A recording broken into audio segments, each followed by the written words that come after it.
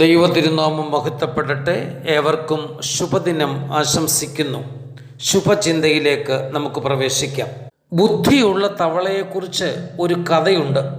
ആ കഥ ഒരു നാടോടിക്കഥയാണെങ്കിലും പ്രായോഗിക മനുഷ്യജീവിതത്തിൽ അലസത വെടിഞ്ഞ് നിരന്തരം കഠിനാധ്വാനം ചെയ്യുവാൻ നമ്മെ ചില നല്ല പാഠങ്ങൾ ആ കഥ പഠിപ്പിക്കുന്നു. കഥ ഇപ്രകാരമാണ്. അടുത്തടുത്ത് വച്ചിരിക്കുന്ന രണ്ട് ഭരണികളിൽ സൂക്ഷിച്ചിരിക്കുന്ന തൈരിൽ ഒരേ സമയം രണ്ട് തവളകൾ വീണു. ആ തൈര് തണുത്ത് ഉറഞ്ഞിരുന്നു. ആദ്യ പാത്രത്തിൽ കിടന്ന തവള ചിന്തിച്ചു, ഇതെൻ്റെ വിധിയാണ്, ഇതിൽ കടന്ന് ചാകുക എന്നത് ഈശ്വരൻ നിശ്ചയിച്ചിരിക്കുന്നതാണ്.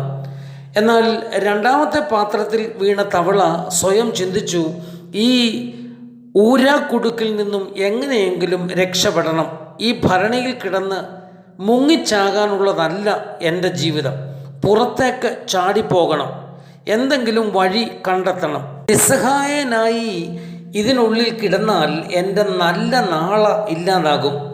ആ തവള തൻ്റെ ശക്തിയെല്ലാം ഉപയോഗിച്ച് ആ ഭരണിയിൽ കിടന്ന് ചാടാൻ തുടങ്ങി.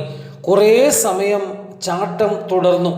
അങ്ങനെ തൈര് നന്നായി ഇളകി, വെണ്ണ ഉറഞ്ഞു. തൈരിൽ നിന്നും വെണ്ണ വേർപെട്ട് നെയ്യ് പൊന്തി വന്നു. ഖരാവസ്ഥയിലായിരുന്ന നെയ്യിൽ കാല് ഉറപ്പിച്ച് സർവശക്തിയുമെടുത്ത് തവള ചാടി.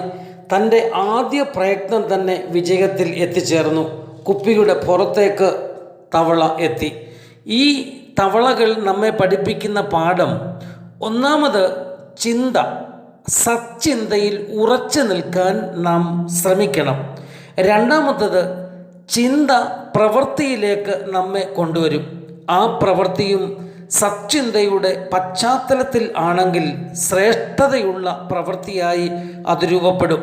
അലസതയും ഉദാസീനതയും നമ്മിലെ പ്രകാശത്തെ കെടുത്തിക്കളയും. സ്ഥിരോത്സാഹം വിജയം നേടുവാനുള്ള വ്യഗ്രത നമ്മിൽ ഉണ്ടാക്കിയെടുക്കും. ജ്ഞാനിയായ ശലോമോൻ പറഞ്ഞു, മടിയനായവൻ ഉറക്കപ്രിയനാണ്, സമയത്തെ നഷ്ടമാക്കുന്നവനാണ്. ഉത്സാഹശാലിയോ തൻ്റെ സമയത്തെ തക്കത്തിൽ ഉപയോഗിച്ച് വിജയം നേടും.